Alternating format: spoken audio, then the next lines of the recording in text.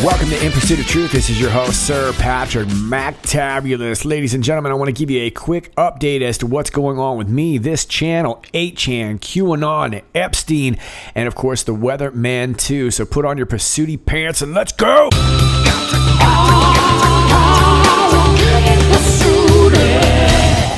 All right, first things first, as many of you already know, we noticed that the boards are down. 8Chan itself has actually been deplatformed, and this here is a statement on YouTube from Jim Watkins, who is the owner of 8Chan, and he talks a little bit about the shootings and how this resulted in Cloudflare basically removing their service for 8Chan. And what he's doing about it. And if you haven't seen this video, I will link it for you down below. This is off the YouTube page of Patriot Intel Report. Thanks so much for posting this. It's about a 7.5 minute video, and I will let you check it out on your own. But it is important to get it from his mouth. Now, I also want to take you over here to the Twitter page of @CodeMonkeyZ, who is basically the board operator for 8Chan. And I want to read you his last few posts. One particular on the bottom from August 7th. 8Chan on ZeroNet was not made by our team, and I have no idea who set that up. Okay, so evidently there was some word going around that Q was now posting on another platform called ZeroNet. CodeMonkey is denying that, saying that has nothing to do with this, or excuse me, a different service that has nothing to do with what they're doing, and they want us to disregard that. Now the middle one says 8Chan is still down. Our machines were DDoS one by one. Yikes! We are now working on building strong defense in brackets and mitigations. And then at the top, 8Chan is the first platform to be deplatformed. We are working hard to make sure that doesn't happen again after we come back online. Okay, so there you go. It looks like we're not really sure when we're going to be seeing any Q posts, if at all. Who knows what this will end up being, but it looks like people are spending a lot of money to make sure that this happens. And now we've seen just as recently as today, the Washington Post came up with an article about QAnon. People are in a panic. The Daily Beast, Huffington Post, they've all been doing hit pieces. NBC, and of course you have our knucklehead wuss Ben Collins went on TV, and he was talking about how much of an expert he is at QAnon, even though he doesn't ever reference QAnon. But you see what's up. This is very serious stuff. Now, this would just be a guess if I'm wagering it, and I want to offer it as such. It wouldn't surprise me if we start seeing some sort of litigation against QAnon. And that might open up some really interesting doors, although it most certainly doesn't seem like something we'd want to go through. But remember, QAnon has often said, how do you legally inject evidence? And it seems like sometimes in order to get certain things into the public scope of vision properly, it almost seems like you'd have to put litigation on them in order for QAnon to defend themselves. And of course, if the deep state is actually confronted with that, that will put them in a conundrum. Now, that is my guess, and my guess alone. I'm sure there's probably other Anons who think a lot of kind of similar stuff to that. But that would just be my guess wagering this, because right now, obviously, we have the whole Epstein situation. We've got Peter Strzok suing to basically get his old gig back. And, it obviously just seems like a whole bunch of madness, but really what this really seems to me is a time to collect and start harvesting those crops, being those farm-raised CIA knuckleheads, all those free-range knuckleheads while they're on their break. So that's my guess. That's what we got so far, but most certainly if anything updates from CodeMonkey or from 8Chan themselves, I will keep you posted. And lo and behold, almost as if to support my point beautifully, we get this letter from August 6th, and this is off the Twitter page of the House Homeland Security Department. And it's addressed to Jim Watkins, owner of 8Chan. We're not going to read the whole thing. The first couple paragraphs talk about the El Paso, Texas shooting. and how this shooter supposedly had this, manifesto, which is, of course, now been changed in the media, which kind of screws everything up. The second paragraph talks about Christchurch in New Zealand, same sort of thing. The manifesto, blah, blah, blah. Funny how all these shooters just magically have these manifestos, but they can't get a job. And the third paragraph talks about Cloudflare. On August 5th, 2019, your network service provider, Cloudflare, called 8Chan a cesspool of hate before suspending service. Frederick Brennan, 8Chan's founder, called the site a complete negative to everybody except the users that are there and called for 8Chan to be shut down. Okay, well, let me take you to the next page to get to the point here. Americans deserve to know what, if anything, you as the owner and operator are doing to address the proliferation of extremist content on 8Chan. To that end, the Committee on Homeland Security respectfully requests your presence to provide testimony regarding 8Chan's efforts to investigate and mitigate the proliferation of extremist content, including white supremacist extremist content on your website. Please provide the committee with your current physical contact information for you or your authorized representative in the United States so that you can receive communications from the committee. So it looks like they're looking to hear some answers. And this is what we last heard from BitMitigate. Our understanding is that 8Chan is planning to stay down until at least after congressional testimony is completed. We have no further information on their plans. Epic.com is continuing as the domain registrar and DNS provider. Got a flashback aside, take you back, Taking you back to December 7, 2017, post 282, where Anon asked, I have a question. The 10 days, darkness, when? And Q simply just said, shut down. Now, I've had a lot of different people proposing that these 10 days of darkness would happen really every couple months, every time Q would go dark. It's really hard to know when these true 10 days of darkness are going to happen. But Q is saying here, shut down. This could very well be because we are waiting for this testimony. We'll have to see if that even happens in 10 days, if there will be 10 days of darkness, or if this has nothing to do with any of that. But I thought it was of note, and I thought that I would share it with you either way. Now, in regards to the Weathermen Part 2, and if you have not seen Weathermen Part 1, here it is from the 21st of June. Please go check it out. Been working real hard on Part 2, and I've got about 40 minutes worth of information for you so far. It's going to be quite a bit longer. But when I posted the trailer for it, I was pretty on schedule and thinking we were going to get done pretty soon. Since then, I've run into a couple of big rabbit holes that opened up into some big stories. And some of it I really want to include in the Weatherman.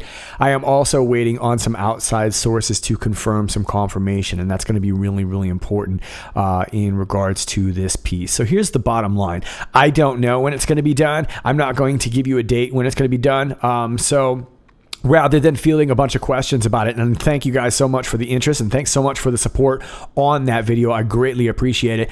I hope that you'll like the second one too, but I'll tell you what I'm going to do. I'm just going to put out another trailer that will let you know that we're pretty close. Like I said, when I first put it out, I thought I was pretty close to done until I ran up on some big stories, and I really think they need to be part of that. So thanks for your support, and hopefully if anybody that you see is asking, you can kind of refer them to that answer. But when it's ready to come out, I will get you a new trailer, and that will give you an idea that it should be done pretty soon. So until then, I am probably going to back off on some of the daily updates and probably just do maybe every other couple days or something like that. Something so I can kind of have a balance between giving you some content with the news that's going on and still at the same time take those much needed days to put the time in and really, it's quite an extensive research that we're trying to put into this. So thank you very much for all that. And I want to add a side note too, that in my searches, I actually stumbled onto a new topic that I'm also going to do a full length on, and I think you're going to really like that too. But I learned my lesson. I'm not giving you the trailer until I think I can get it out soon. So there you go. Hope that answers your questions. Thanks so much. Okay, so as you know, we've had a couple of mass shootings, horrible events going on, and of course, a lot of them seem really suspect, starting with the Gilroy shooting at the Garlic Festival, and then we had El Paso, and of course now Dayton, and Chicago, which the MSM doesn't want to talk about, but that was actually seems to be the worst one. But today I want to talk particularly about the shooter in Dayton, particularly this Connor Betts, 22, and looks to me like our Connor Betts, according to the Hartford Current back in 2004, 2014 already passed away.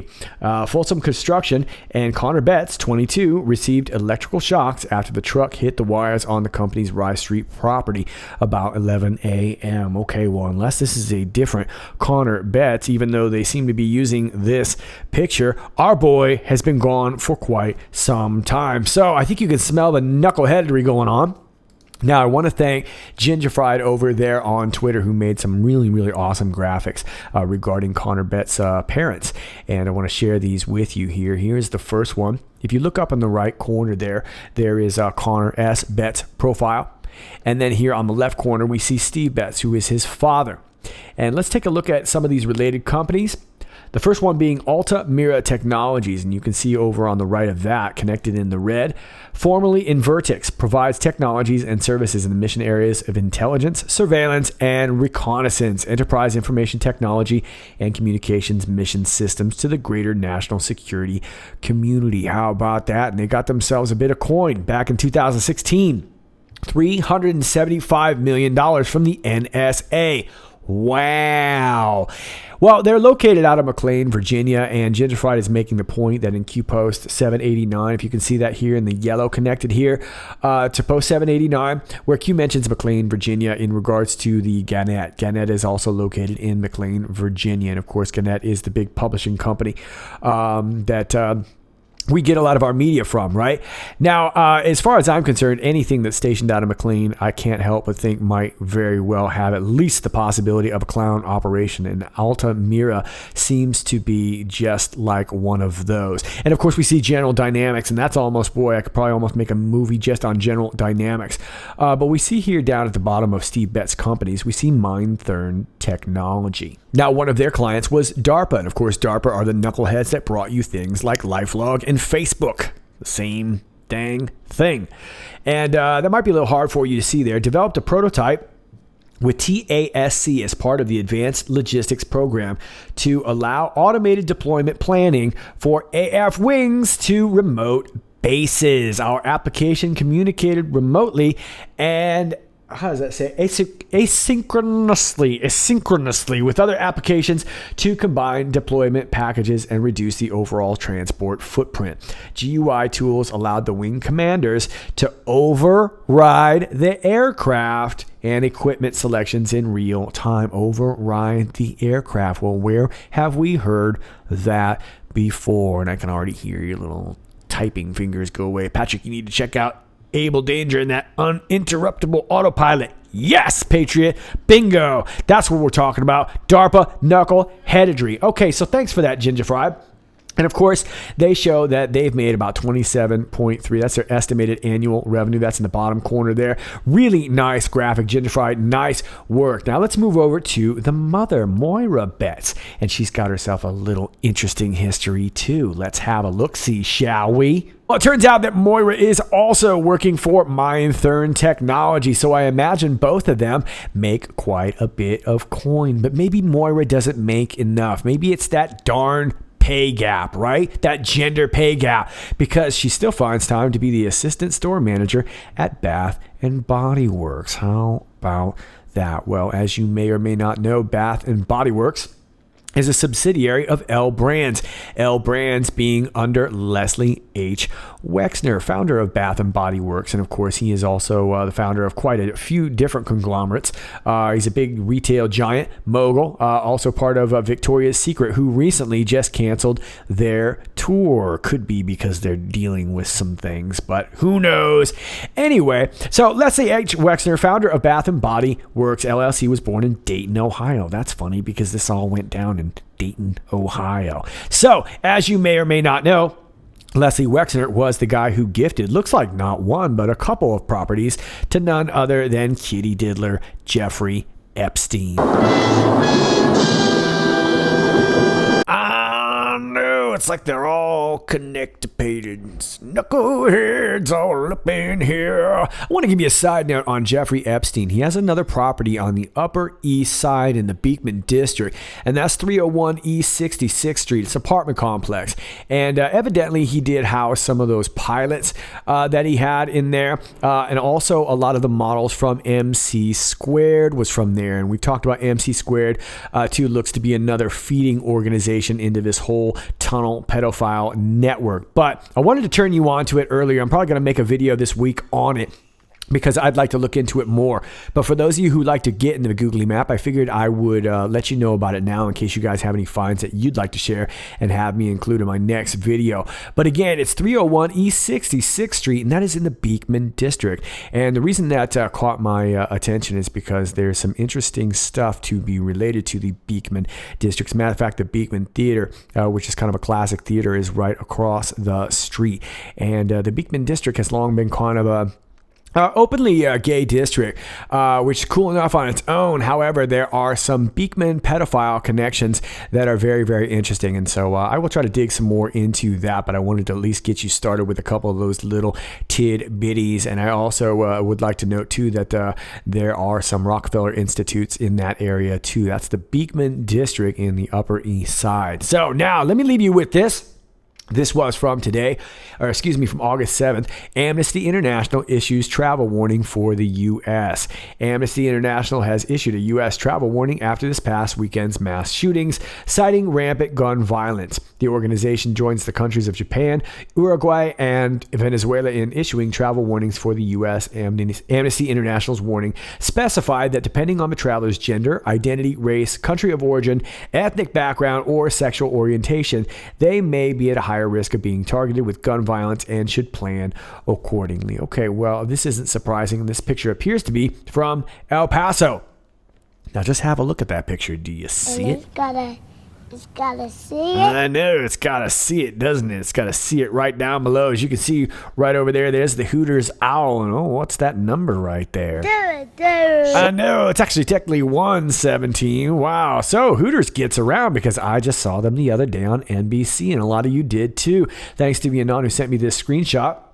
Now, I can't tell if that's some sort of moving, it looks like a moving truck or something like that, but that is definitely the Hooters logo right there with the glaring owl eyes. And of course, then we see the number. I don't know if that's 1176 or 1170. The other one seemed to be 1170. But either way, we got ourselves a... no.